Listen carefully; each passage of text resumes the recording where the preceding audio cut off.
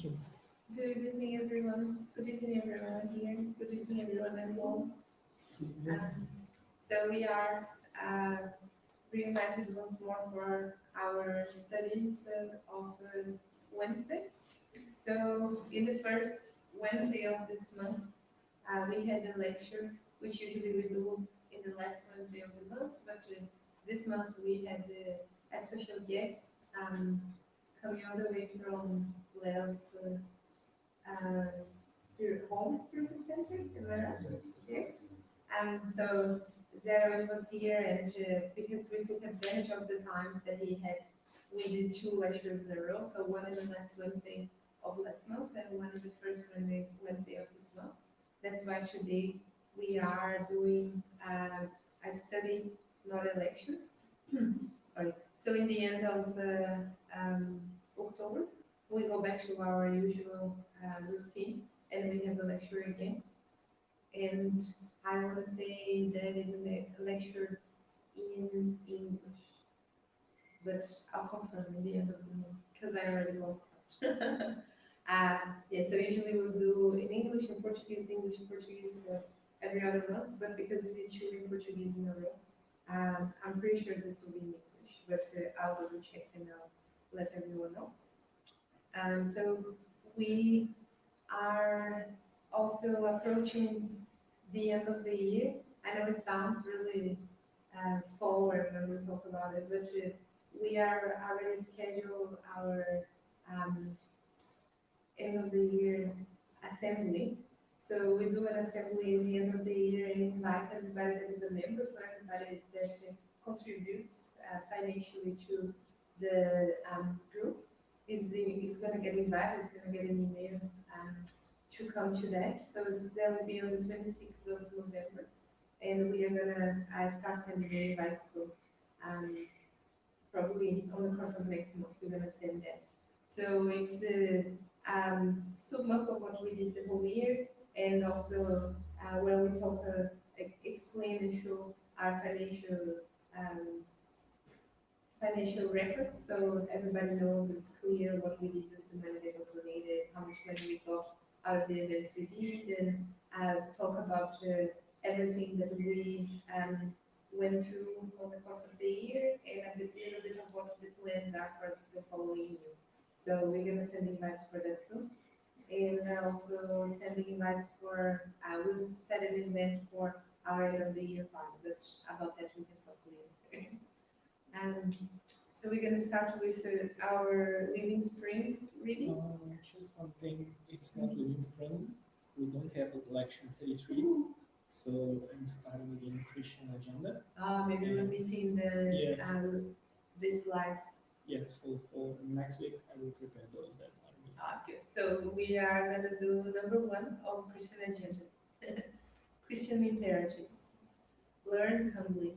Teach practicing. Administer by educating. Obey willingly. Love edifyingly. Fear yourself. Suffer benefiting yourself. Speak constructively.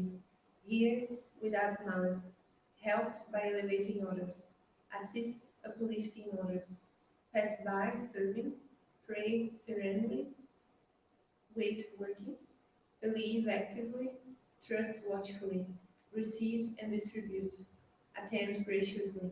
Cooperate with detachment. Offer urgent assistance through improvement. Examine circumstances with criterion. Clarify respectfully. So without anxiety. Study while perfecting. Walk with everyone. Advance offering help. Act for the general good. Correct with kindness. Forgive continuously. We'll get ready for our initial prayer. Does anyone wants to make our initial prayer? We always ask the kids on Sunday, and I realized today we never ask the adults if anyone wants to do it. I'll do the final one, so if anyone wants to do it. I was going to say, just like the kids, we have no volunteers.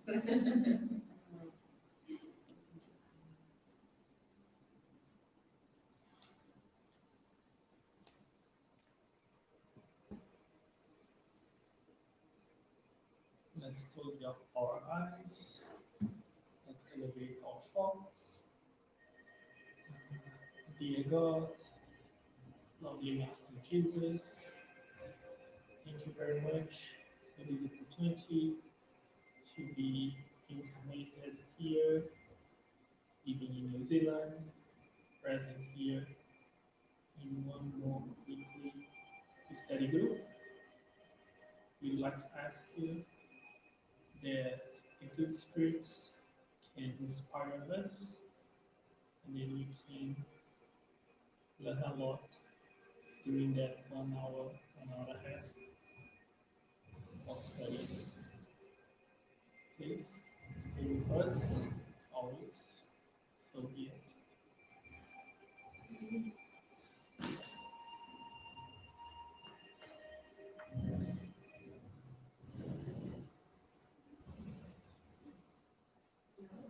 So we're going to start with with the gospel. So usually at this time we would ask if anyone, you know, so I was going to say is turning pages.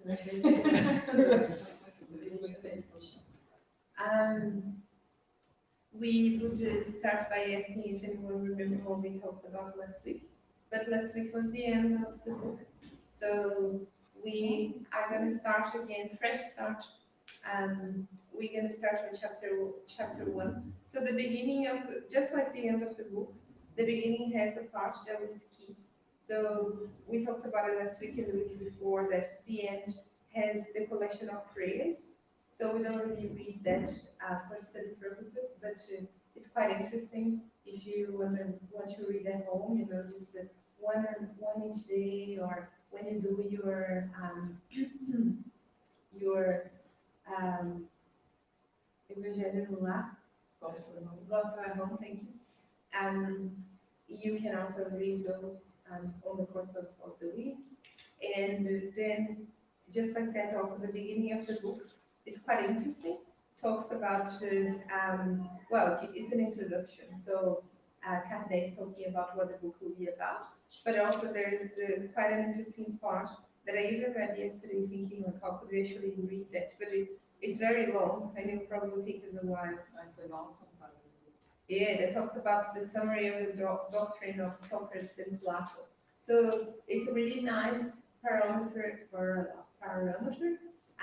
of philosophy and lots of circumstances, lots of things that happened before Kardec's time, and that he connects that with Spiritism, and it's really interesting. So it's worth giving it a read also at home later today or later this week, because it's really nice. It's just it's not quite an easy format to read and discuss. It's more of a have a seat, read the whole thing. Yeah, exactly. So have a seat, read the whole thing at once, you know. Because we stop quite a bit, it would kind of get lost. But yeah, like Renata said, it just gives some context, so like history and just like some of the questions of the Spirit's book, and some parts of the gospel trace back to Socrates, Plato, and other philosophers, and talks about them, and has some comparison in how philosophy also is the questioning of what we're doing here, and what is our purpose. So obviously that's why I would say Spiritism is a philosophy, a religion, and a science. Actually, a lot of what we do is question and discuss, and so it's basically what we do here every Wednesday. It's a big philosophy class. So we're going to start in chapter 1, and if I can get a volunteer to read for us, please. Thank you. I have not come to destroy the law. The three revelations, Moses, Christ, Spiritism, the alliance between science and religion, the spirited teachings, the new era. Do not think that I have come to destroy the law of the prophets. I have not come to destroy them, to fulfill them. For I say to you in truth the heaven and earth shall not pass away before everything in the law is perfectly fulfilled, up to the single iota and one single dot. Matthew chapter 5, verses 17 to 18.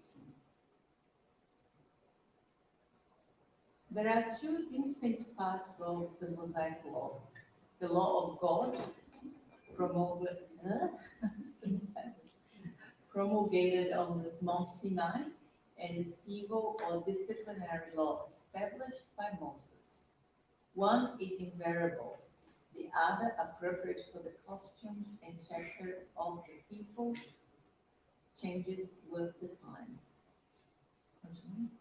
Yep, we will read until we get to Jesus. So we're gonna read the whole Moses one, and then we comment and we'll read Jesus. The law of God is formulated in the 10 following commandments. 1. I am the Lord your God who brought you out of Egypt, out of the house of bondage. You shall not have no other foreign gods before me. You shall make neither a graven image, near any figure of anything that is above in the heavens or below on earth, nor of anything that's in the waters under the earth. You shall not bow down to them, nor shall you render them supreme worship. Second, you shall not take the name of the Lord your God in vain. Third, you shall not remember to sanctify the Sabbath day. You shall remember it. Mm-hmm.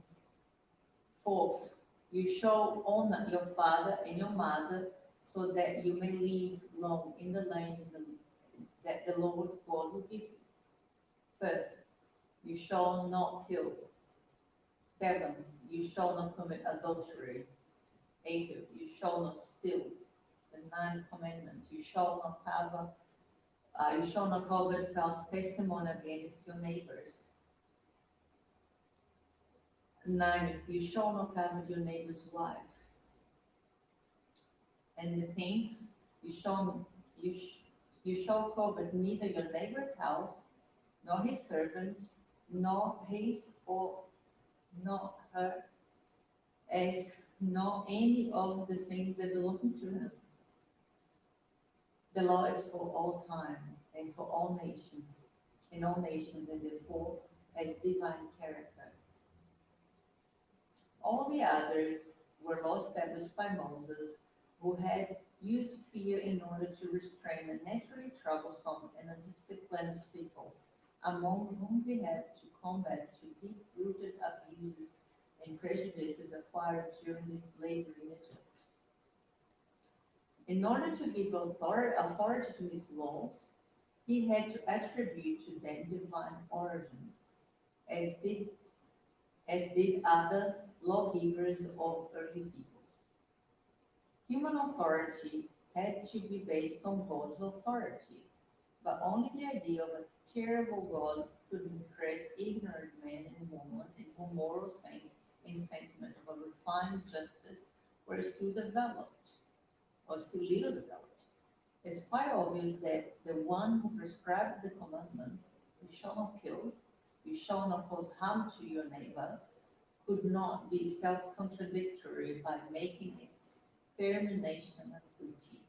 The Mosaic law, per se, thus had an essentially transitory character.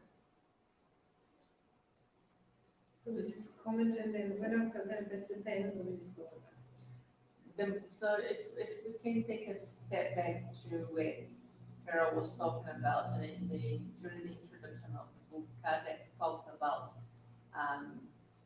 from the time of Moses to the Pharisees, the Sadducees, and the different sects and different cults that were back then before Jesus. So as we learn in Spiritism, Moses is the first revelation because the Jewish people were the only people on earth who believed in one God. So monotheism was not a practice for other people who were pagans, so believed in many gods. So the Jewish people had the mission of bringing the idea of one God. Moses, he had to obviously practices his authority for the people who were pretty much neither savage because they were enslaved, they were, in captivity for so long in Egypt. And by doing that, you would not be able to present a God that was love, and, a God that was kind, a God that was forgiving, because you don't give solid food, you don't give feijoada to a baby who is still, nursing on mom's breast. They were not ready for that. We wouldn't understand that. And who knows if you have been here or there or alive. So we don't know. But we were not ready for that. So we need to feel fear. We need to feel intimidated to understand that God will punish. So the Ten Commandments who are immutable, this love God for all people. And the other were what the Pharisees called the law. They always refer to the law. If you read the New Testament, they always go back, but the law, say that you have to throw stones and a woman if she's caught in adultery until she dies. So what kind of God would do that, But they would understand something else. No, they wouldn't back then. So that there is marriage in because generation by generation we're gonna get out of those, how can you say that in English? It's almost like evolving morally and intellectually. We're not really neither morally nor intellectually. So God sent, missionaries according to the need of each era, and back then Moses was sent by God to bring the revelation that there is one God.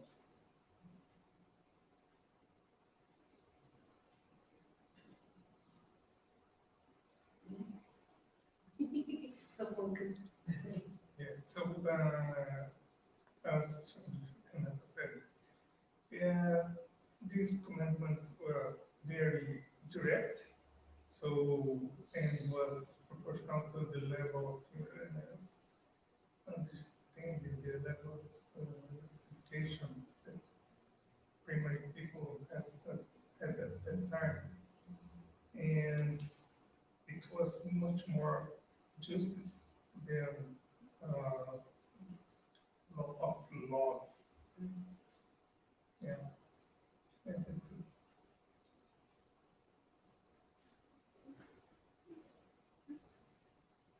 Well, I think that I got so basically, Moses will bring everyone to the same level, like a big basis. And Jesus didn't came to break the basis or put it away, like we're constructing above this. So we didn't came to destroy it, but to go to a different level. And exactly. So we are not prepared for more than we were back then. And who knows what else in the future, but so we have the first revelation, the second one was Jesus we were going to see, and yes, Sorry, Andrea, can you go to the first one, please? And then, so in the beginning of the chapter, or to the first one. There. So this quote, it's Matthew wrote, right? But this is Jesus talking. So like Leo said, do not think I have come to destroy the law or the prophets. I have not come to destroy them, but to fulfill them. So as we're gonna read the second revelation, Jesus, like Leo said, he didn't come to destroy anything, just to build on top of what Moses already did. So Moses was here on earth to pave the way for Jesus' arrival, right? We know that nothing happens by chance, that there was a plan all along. That is still a plan, right? And for Jesus to be able to come and talk about love, those people needed to first stop killing themselves, stop hurting each other, stop stealing from one another. So Moses came to the Mosaic Law, is called like that, because he was the first person that suggested that, hey, maybe we should have some sort of organization here. So you stop stealing from me, because this is not right, and our society starts working. I start working towards what is progress also for you, and what is the benefit for all of us. No one could see that yet.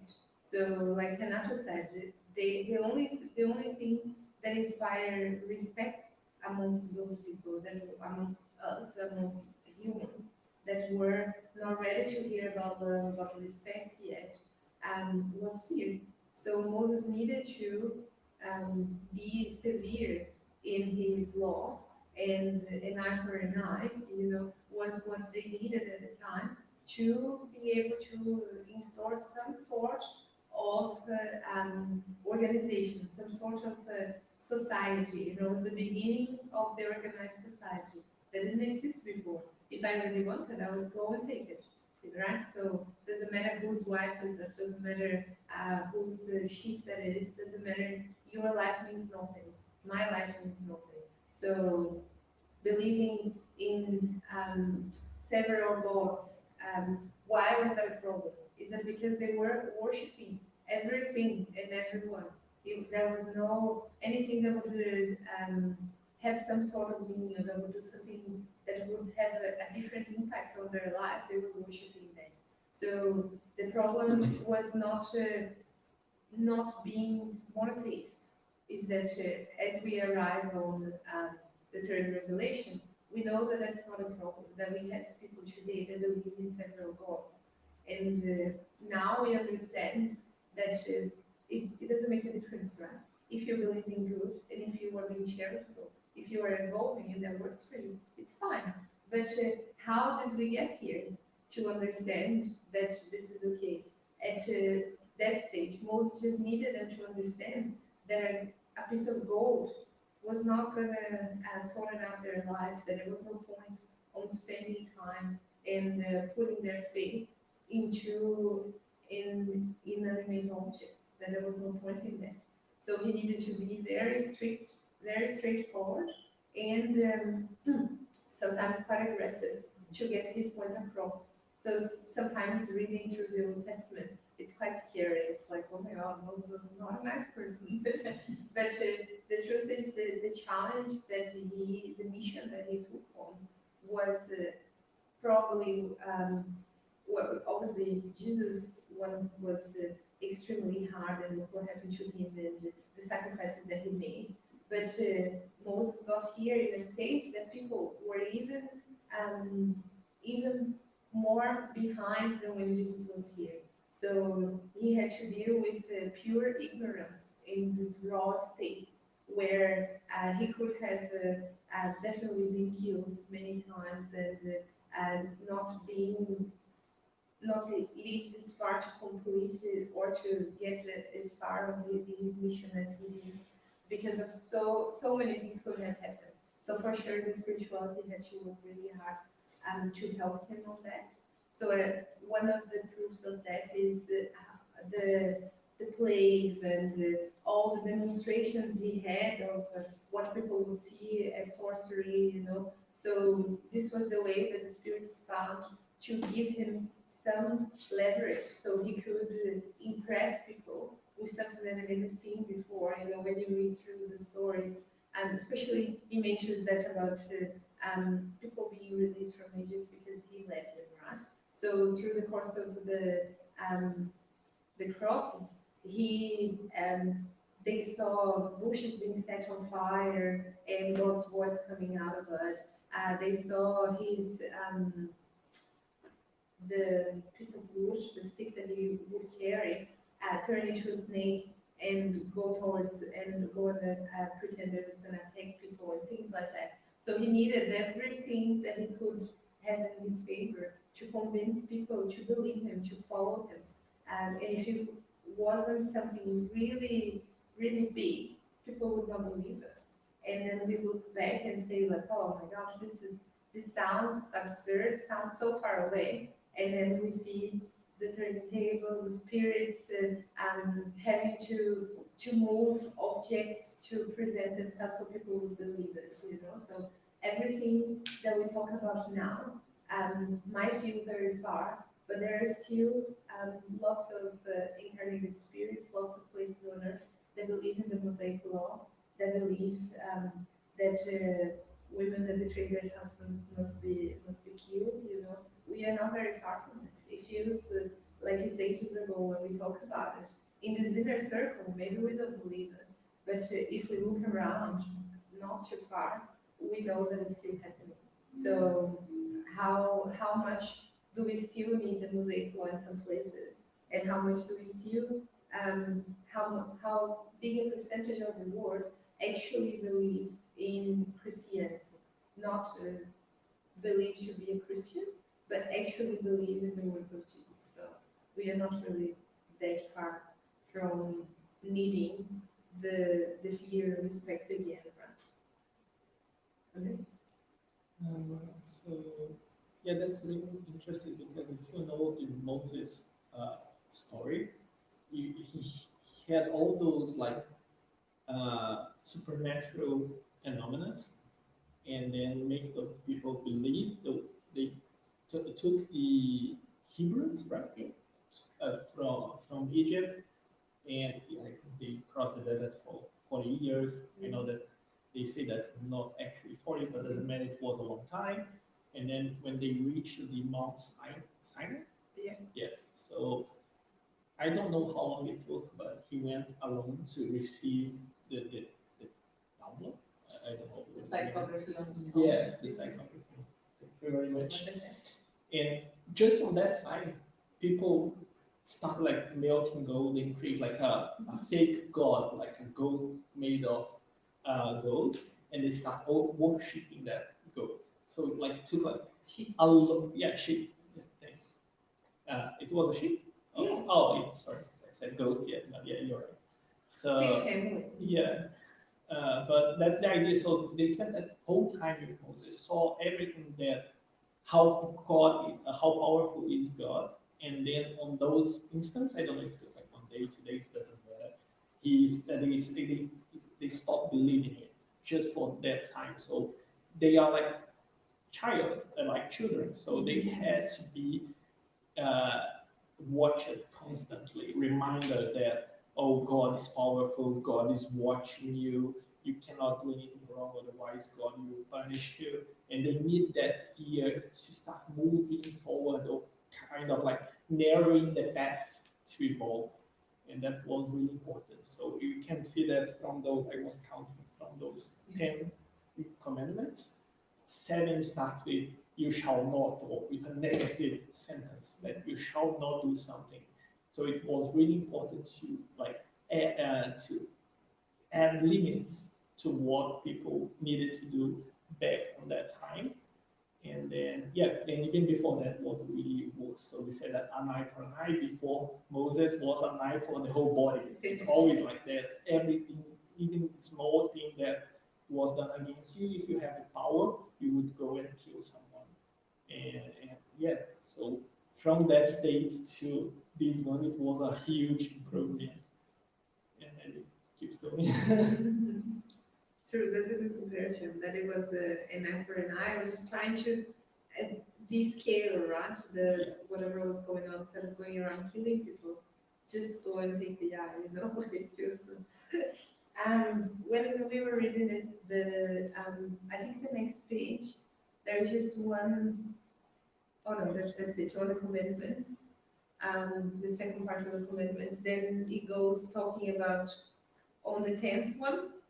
I just wanted to talk that maybe some words that we don't know. Nor his ox. So ox is It's a bow. yeah, it's a bow. And nor his s. S is like a smaller than a horse. Yeah, so and nor any of the things that belong to him. So. I do have one more comment about this chapter that came to my mind after. Yeah. During the study of the Old Testament with Haroldo Tradias, um, if you don't know what Haroldo Tradias translated in the New Testament, he is fluent in Hebrew, and he's a scholar in the costumes and historian of the Hebrew people. So during these studies, he makes a connection with Spiritism, Old Testament, the codification, and the subsidiary work of Xavier. What we understand is from the studies that during when the Hebrew people were exiled from Capella, and they were welcomed by Jesus in the realm of the spiritual world, Jesus promised all of us that he would help us through it, and he received everyone. The Hebrew people, the story is very beautiful because the philosophical part of it is that the New Testament, the Old Testament, or the New Testament, by the matter, should not be taken literally, should not be studied literally, because of that there are wars into this very age, because people are still thinking they had promised piece of land, which is not the case. They were not talking about a geographic piece of land. When they're talking about being in the desert, we're talking about being exiled and pretty much having to leave their home behind. So they've been captive. They've been in a desert. They were people. They were very more advanced for their time than other races. And for them, that was a captivity as well. So the philosophical part of it is that they were jailed. They were pretty much gone back to the very advanced civilization, to a same barbarian race of people. So being in the desert also signifies for them, and the Torah will be studying different aspects of it as well. Will bring the desert means a period of reclusion, a period of reflection. Where does Paul of Tarsus go when he Use the desert. and where? The desert. So the desert is the third way you will recompose yourself, you will reflect. And they had the opportunity before arriving in the promised land, which is not a geographic location. It's somewhere inside itself. So it's very important for us to think about that. There's too much travel in the world because of literacy.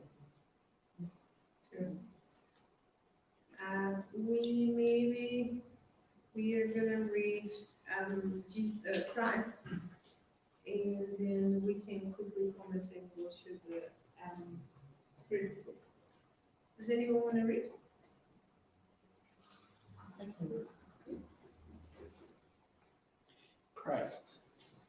Jesus did not come to destroy the law, that is, God's law. He came to fulfill it, that is, to develop, to give it its true meaning, and to adapt it to the degree of humankind's advancement.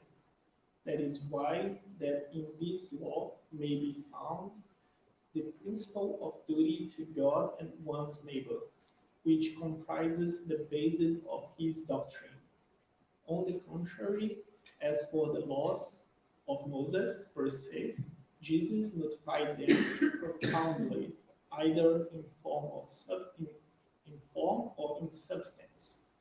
He constantly combated the abuse of outward practices and erroneous interpretations, and he could not make them undergo a more radical reform than that of reducing them to these words. Love God above all things and your neighbor as yourself. And in stating this is the whole of the law and the prophets.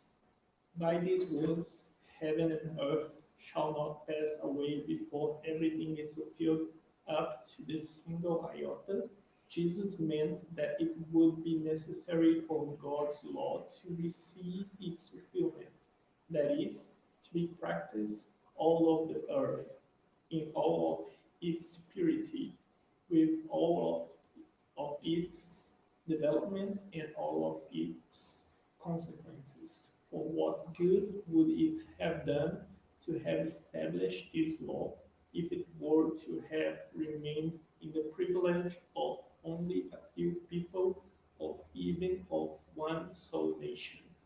As children of God, all humans are, without distinction, the object of the same solicitude. Jesus' role, however, was not simply that a moralistic lawgiver with no other authority than his own word. He came to fulfill the prophecies that had announced his coming.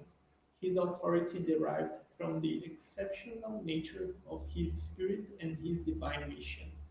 He came to teach humans that true life is to be found not in earth, but in the kingdom of heaven, to teach them the way that leads there, the means of reconciling themselves to God, and to forewarn them regarding the progress of future things for the fulfillment of human destiny. Nonetheless, he did not say everything, and on many points he limited himself to sowing the seed of truths that he himself declared could not yet be comprehended. He spoke of all things, but in terms explicit in varying degrees, in order to understand the hidden meaning of certain words. It would be necessary for new ideas and knowledge to come to provide humans the key, and such ideas could not come before the human mind had acquired a certain degree of maturity. Science would have to contribute strongly towards the emergence and development of these ideas. Therefore, it would be necessary to give science time to progress. Well, so as we were discussing, Moses was the foundation, and then Jesus came to show what God is really, so what God is in reality. So he just showed that okay, God is not someone that we have to fear, but we have to love because God is love. And then he explained, or not just explaining, but he lived all the things that he was teaching us. And we know now in the Spiritism that Jesus is our role model. So he's someone that every aspect of his life can be used as an example. So we were talking about Moses, for example, he brought the law of justice, but he had made some laws to control that people. And not all of those laws are good, especially because they are human laws and evolve. And we cannot say that for Jesus. Everything that he did, everything that he said can be used, and it will be something that we have to learn and practice as well. So that's really important to know. And basically, we are not talking about as well about religion. So he said that he didn't brought a religion. He just gave everything that was said as the law and compressed in two main commandments: to love God and to love your neighbor. And with those two commandments, let's say, is that enough for us to evolve, to learn everything that we need to learn, and to become perfect beings like Jesus? So that's really important to understand. And he couldn't he couldn't teach us everything back then. He talked about a lot of times in parables, So nowadays we can read those parables and understand the meaning behind of the parable. And back then we couldn't do, but because they were using like simple elements of the daily basis of the, I don't know how to say, the simple people. I don't know the name. Companies, I don't know how to say in English, but peasants, yeah. So that simple people, the fishermen that didn't know a lot about the law, yeah.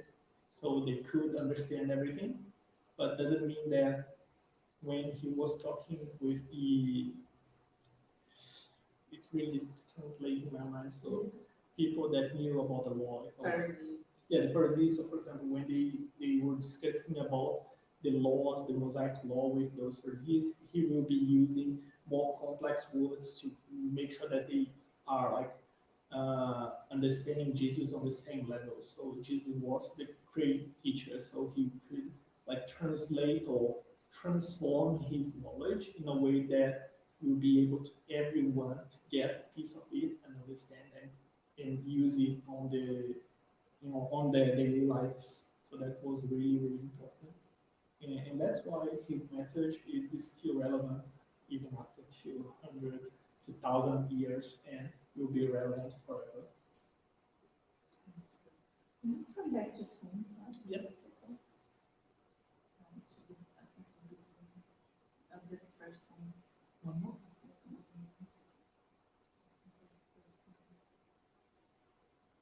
Yeah, no, it's thinking.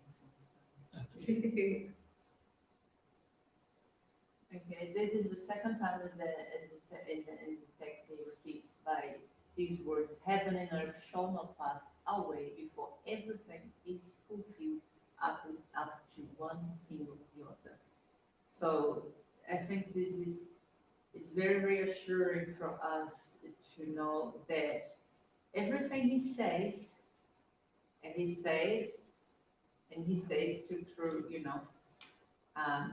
through the voice of spirits, everything will fulfilled. So we're not orphans, we are not abandoned. He said to us, none of his sheep will be lost. So that means that all of us, we all gonna have a chance. So no, it doesn't matter how long that's gonna take. But he said, everything he said. And he exemplified all the teachings. So he didn't simply stand there with the Pharisees, talking about the law, but he exemplified, he lived with, like you said, the farmers, the fishermen, Yeah, the simple, the needy, the sick, the sinners, all the people that the teachers of the law thought was unworthy. So he said, I did not come to destroy the law of Moses, but to fulfill it. So he taught us that he said, an eye for an eye and a tooth for a tooth. But I tell you, love your neighbor. Exactly. So he came to teach us love. And by loving us so much, he gave his life for us. The purest spirit that this planet ever had, and he sacrificed it for us. The law required that a lamb was sacrificed during the festival of Passover. So you would get your cute little lamb, you went to a farm to help you there, they would put the treasure out, they take it, and they get it killed. And they say they know when he's going. The lamb knows it's about to die, and he goes quietly. And that's why the sacred text called Jesus the Lamb of God, because he came, knew, willing, and sacrificed himself. So the law of Moses had a purpose, but he came to perfect it. In the same way that Jesus came to perfect the law, so Spiritism came not to destroy Christianism, but to perfect it. Because if there are faults in Christianism, like the Spirit of Truth said, is of human origin.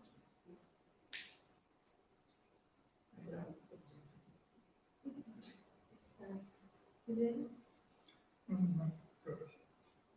I just love what you just said, that, the spiritual didn't come to destroy it, basically, it's just to perfect it. And it's always teaching us how to not just pay on the same coin or an eye for an eye, but to do better, to love. And someone might have done something not so good, but we need to do the same. Okay. Love that person, try to listen to that person. That's beautiful.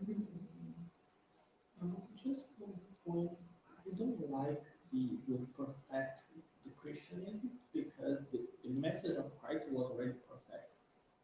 And for me, the Spirit came to remember every one of Christ's message and to go back and see and read or take the spirit of their message. So we are not going to be reading, like we were discussing before, literally all the words of the parable.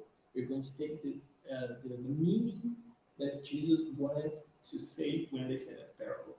So it's not going to perfect because it's already perfect. Well, perfect is probably not the correct word. It's not a matter of perfect in Christianity because Christianism is perfect as it is, but because of Christ, not because of us. Yes, Because definitely. we're not perfect. So we need to perfect ourselves. I think it's just perfecting in the sense of like showing the next stage, right? So it's showing what comes next. Like we had the Mosaic law, we had the laws of society built, and then the next stage was Christianism, and to enhance, to amplify Christianism comes Spiritism to show that all of this is obviously right and is the correct path, but there is much more to it. Loving your neighbor is not just actually loving like you love your parents. It's respect, is actually turning the whole world into what Jesus says that we are all brothers and sisters. What does that mean? It's not literal, so we have to interpret. So like Andrea says, teach us to take the message out of the meaning of what the messages that Jesus left us. And so I think it comes to teach us to reflect on things, to think and interpret, and that it's adding the science in the mix that we didn't have, right? So we started with basic day-to-day laws for society to run, and then we turn into Jesus came to bring some philosophy to it, come to bring the religion side of it, and when he talks about love, about why, he doesn't talk about why you should love your neighbor. He just talks that this is what God would want, that we are all the same. He brings a little bit of logic. So is the seed, and it says that on this part, right? He's sowing, putting the seed there for the Spiritism to come next and just amplify that vision of Christianism.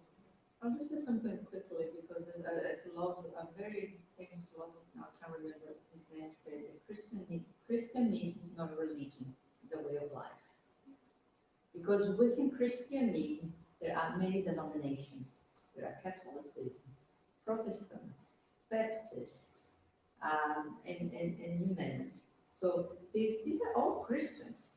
And within those denominations, there are lots of things to be developed, to be changed, to be perfectly, to you name it.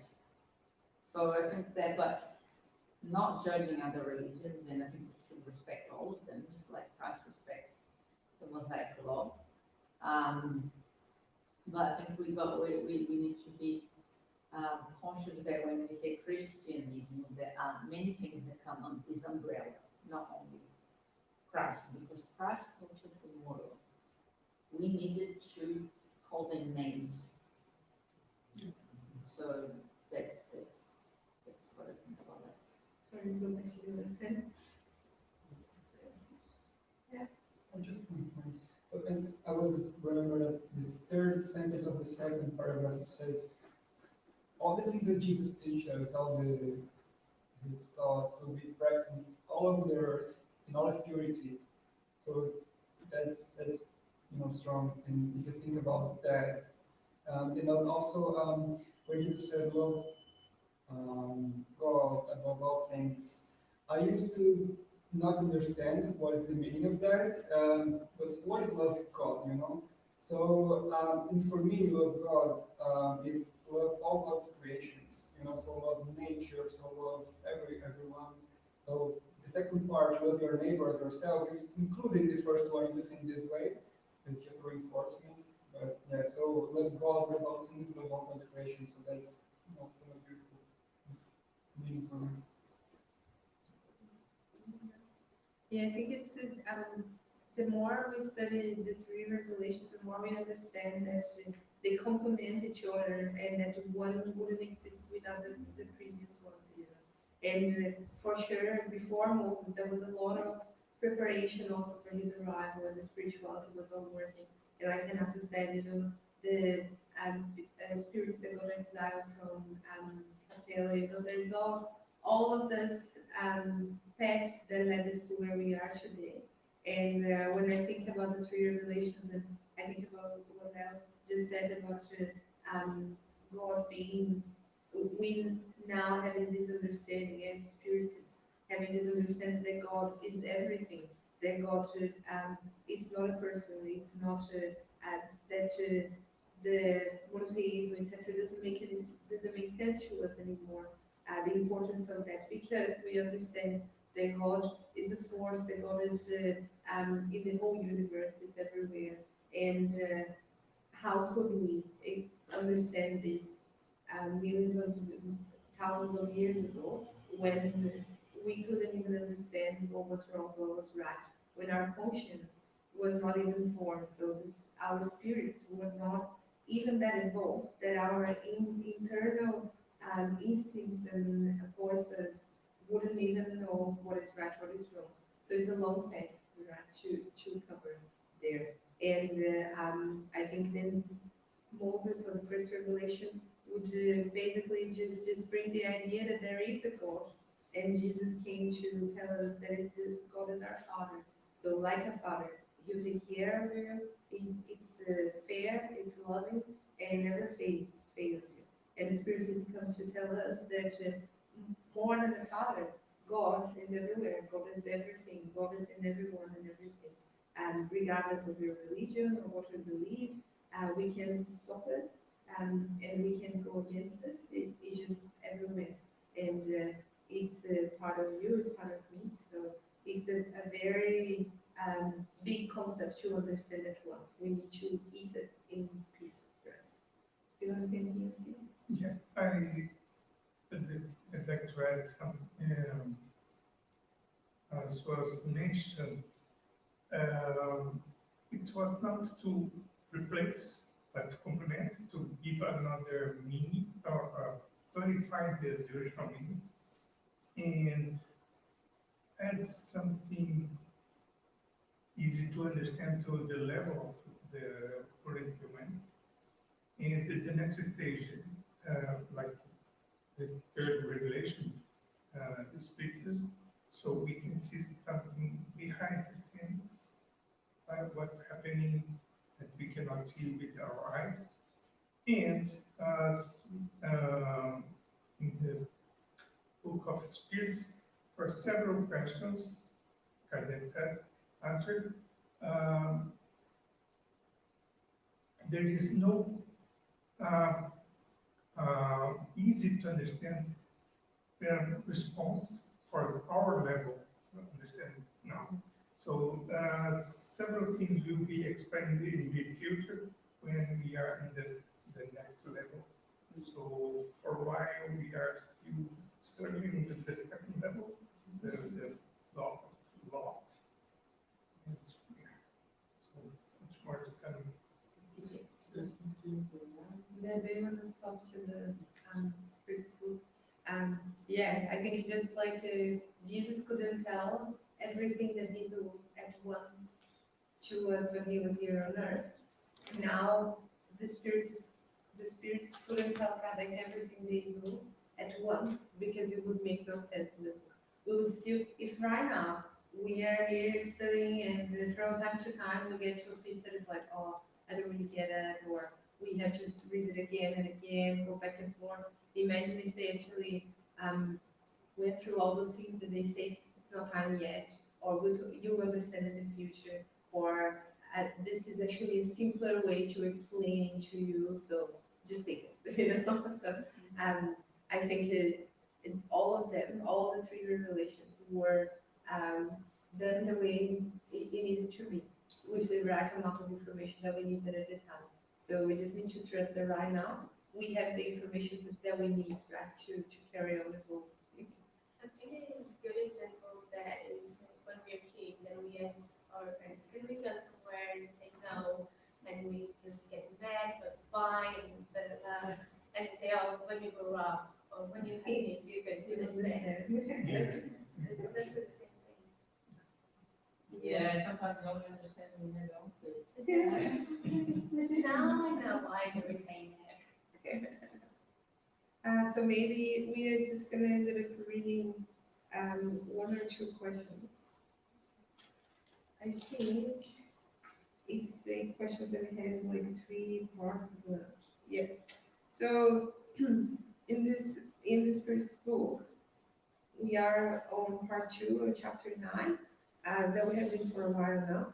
The intervention of spirits in the corporeal world and the action of spirits on the phenomena of nature.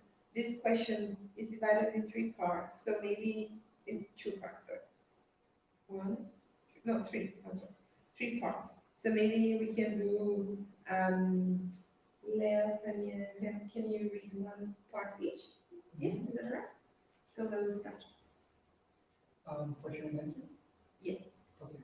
So the action of spirits on the phenomena of nature. Question 536.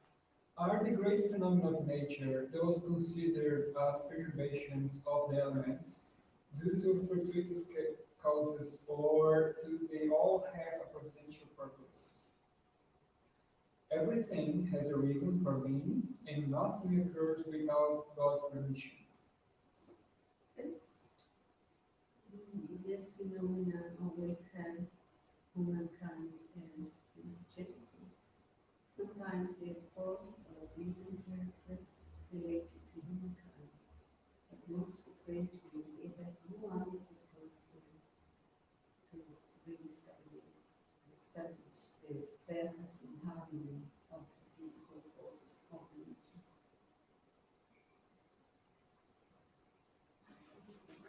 We understand perfectly well that God's will is the primary course in this, as in all things, conceived, but since we know that spirits can in fact act upon matters, and that they are agents of God's will, we would ask whether some among them might not exert an influence over the elements in order to rouse, calm, or direct them. But that is obvious. It cannot be otherwise. God does not act directly on nature, but has devoted agents on every degree of the world's scale. So I just got to comment this one big question.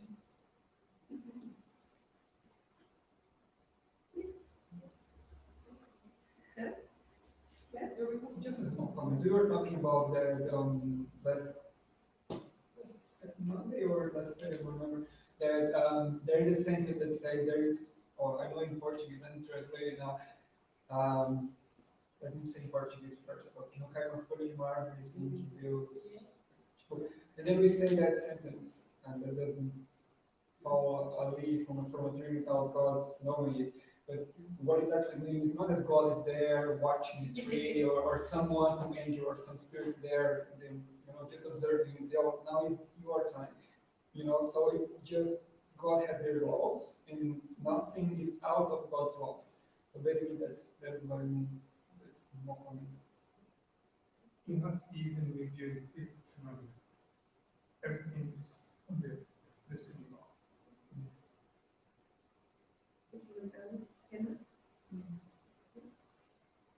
Yeah, I think this is one of the good questions that we try to understand, but we don't have the knowledge yet to understand. So it's saying, oh, there are some things that we don't know yet, and the spirits they act on the nature, but like Larry was saying, that is lost. So they're not going to be sitting there doing the manual work. So nowadays we have computers here in Earth that does a lot of things automatically, and we don't have to worry about that.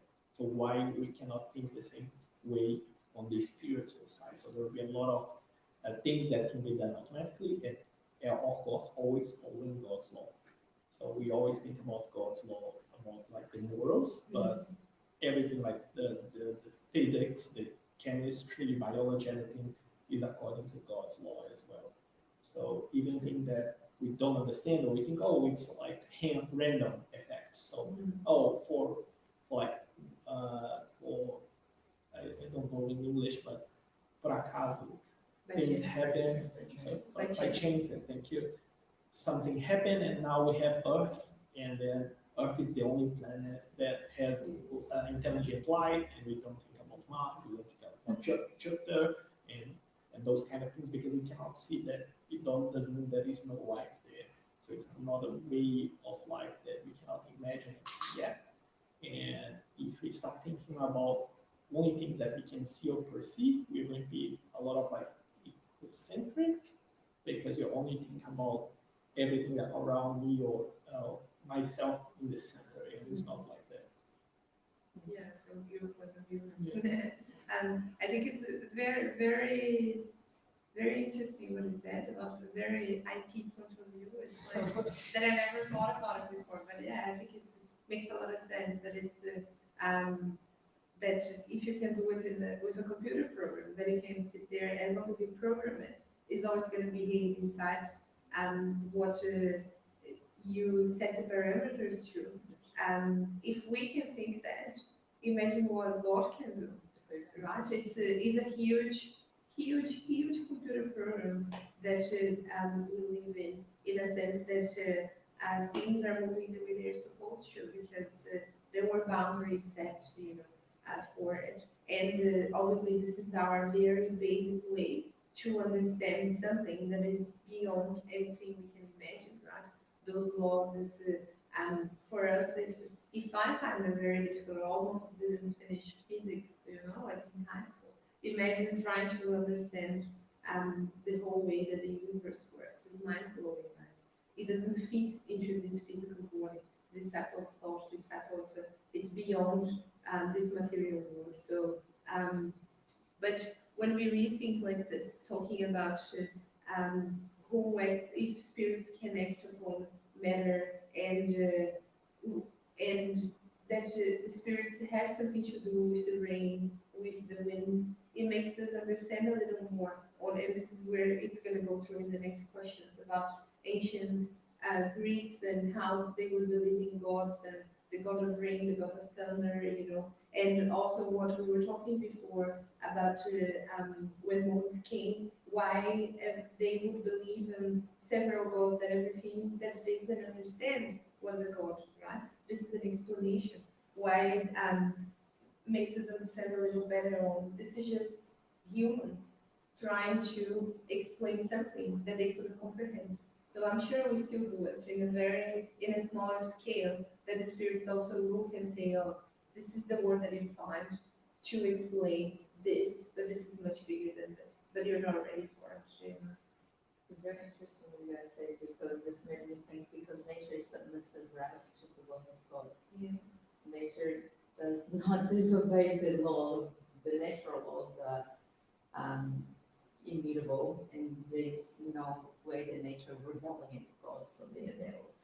And it makes me think that the passage where Jesus calmed the storm, by being one of, the main master behind the construction of planet Earth. Yeah.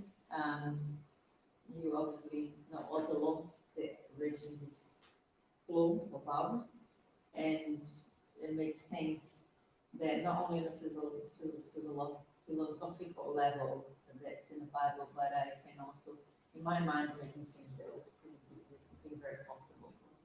Oh yeah, it's lots of books talk Act about manipulation of Manipulation of matter, fluids, of how if everything is cosmic fluid, and you understand how those molecules work, you can manipulate them, right? Absolutely. If So- I look at you, say, what do you want me to do? Yeah, so, and that's But what Jesus Jesus means when he said, like, you could move mountains if you had actual faith.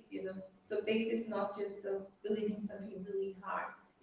We know that it's rationalized, and we need to understand. So having complete understanding of all of that, you can move mountains, right? You just probably can't find a reason to do so. Why would he do it, But he did use that knowledge that he had in his favor, to show people that the correct path to follow, and that there is something bigger than the simple life that they were living, right? So it's really interesting, going back to the question, to see the path that this chapter is going to go now, talking about our beliefs on and vision of limited vision of spirits. So spirits can do whatever they want. Can they control the weather? Can they just act on matter the way they see fit? No, because those are evolved spirits, and they understand the laws. They understand the reason for it. And nature will react the way it's supposed to. And it's also responding to what we are doing here on Earth, right? So everything that's going on right now with the climate change, it's not, we are setting the rules, because nature is just reacting.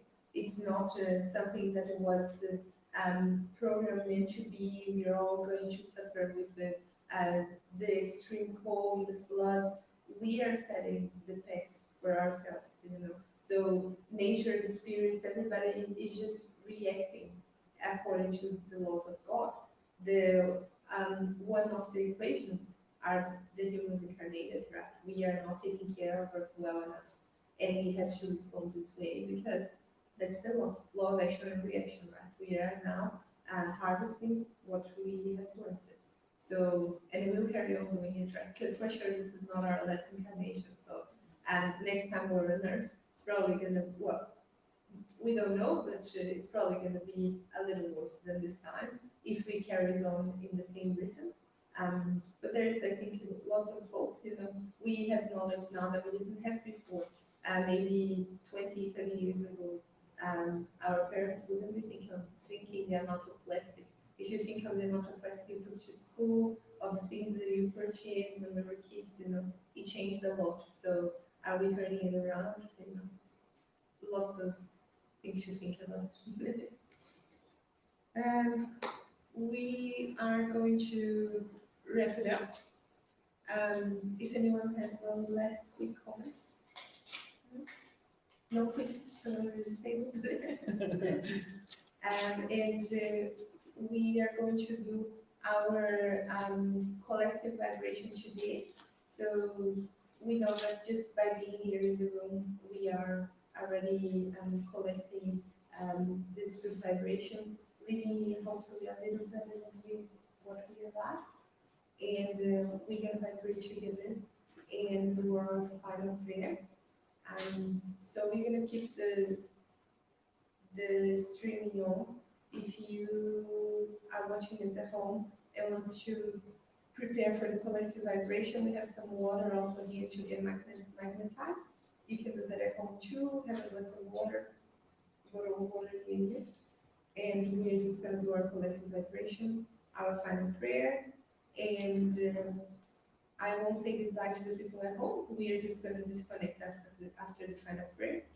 And for us here, we are just going to have our get our water and go chat outside so the spirituality can carry on working.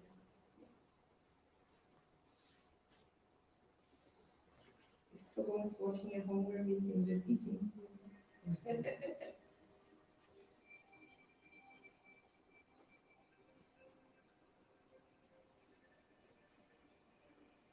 So now, we sit comfortably in our chairs, feeling the weight of our long day. A long day at work, or runs some errands. Whatever happened in this day before here will be left behind now. Any of the thoughts that try to intrude our minds, we are just gonna let them go and pay attention to the music, to my voice, and together we sought awareness of this moment. We search inside ourselves for that peaceful feeling we felt at the beginning of the study group today, when all of us sit in the same room, thinking, feeling the same thing. How powerful it is. It's a warmth that starts in our hearts,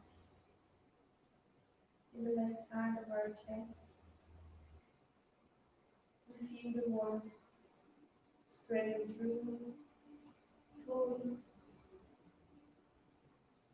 through all the corners of our body. We can feel this warmth enrolling us like a nice hug.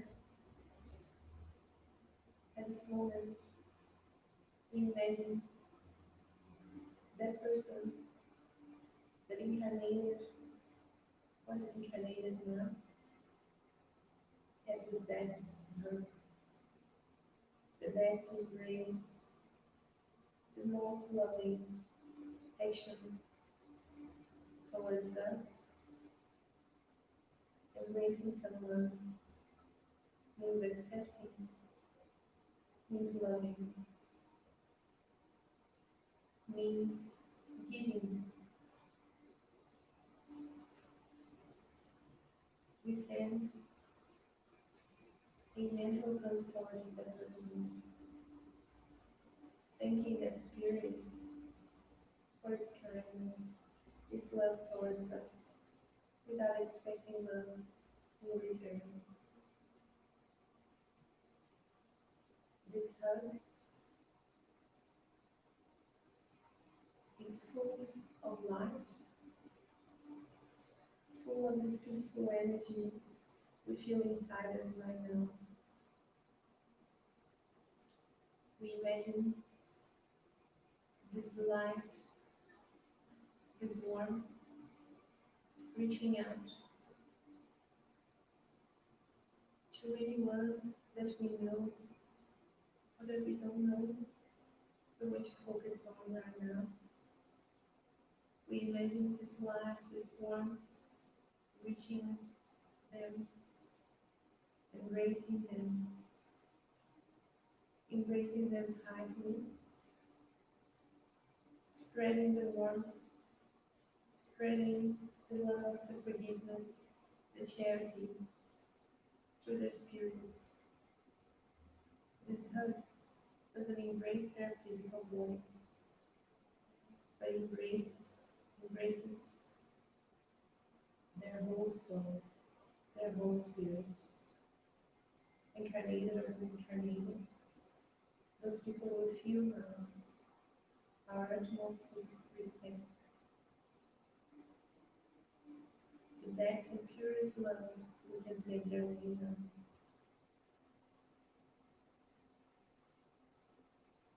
And with this lightness in our chests, in our minds, we thank you, God, for the opportunity of being here tonight.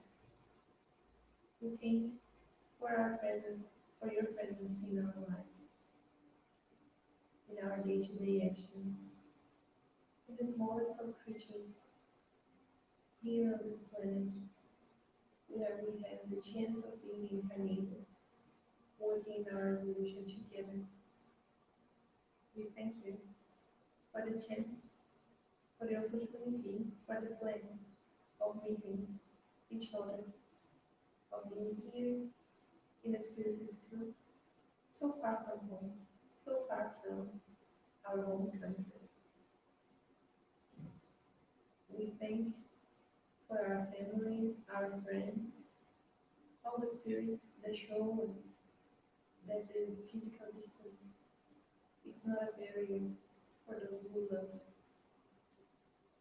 We ask that you bless those who couldn't be here tonight, who couldn't watch us online, those who are passing through difficulties or had some or any issue, any sort of issue that couldn't come, that couldn't accompany us on this lecture of today. We ask that you bless our friends, family, and those people that we don't know that are living through conflict, through sadness, through depression, through burnout. We ask that all of them continue to be blessed on this big, big universe that we reign through. We ask that you bless us for the rest of the night and until we come back here next week to renew all this great energy. We thank you, spiritual friends, mentors of this group, our own guardian angels, mentors, whatever you want to call them. We thank you for your comfort, and we hope that we can meet again next week. Thank you.